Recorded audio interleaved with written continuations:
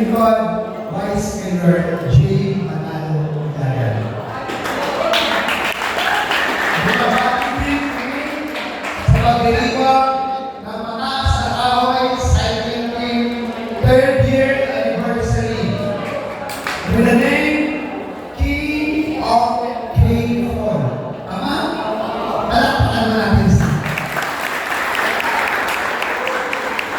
Dahil po yan sa pangunguna ng ating Presidente, First Giancarlo. Si Giancarlo, palakpakan po natin.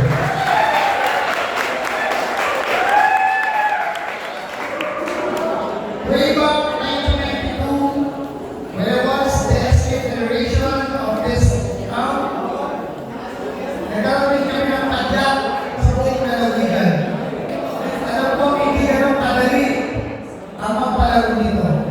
Subalit kanina, kinukuha sa CCTV dun sa bahay namin kung gaano kasida, kung gaano maganda ang activity para sa mga ganito. Kaya naman, nung sinabi ng mga officers sa Mataas na Kahoy Cycling Team, ang kanilang problema, ang ating seguridad, ang Mayor Janet at ang inyong lingkod, okay, walang problema. At ang sabi namin mag-asawa, huwag na ganapin ang awarding sa JFF Farm at maghanda ng pagkain para sa inyong lahat.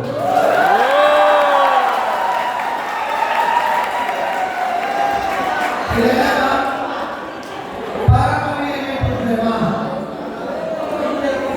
Dahil ang aming inhandang pagkain ay para sa kabandaang katao.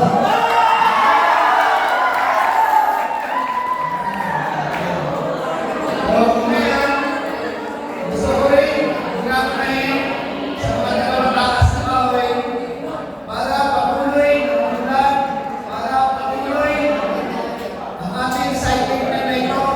Gusto ko sabihin sa inyo lahat na sana natin pagtulong-tulungan na mapatapos ang term ng ating minamahal na Janet Magpantay-Ilagan para sa kanyang ikatlong term by 2025. At ang inyong lingkod, J. Magpantay-Ilagan, ako ang dating mayor ng bayan ito, kasalukuyang Vice Mayor at Presidente ng Vice Mayor League of the Philippines Batangas Chapter ay nangangarap na pangunahan ko ang ating lalawigan bilang gobernador sa 2025. Pwede ba?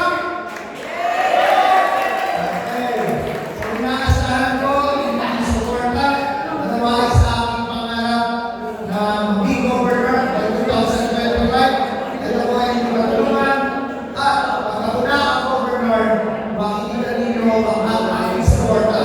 Hindi lamang pang Mataas na Kahoy, kundi President, ito ay gagawin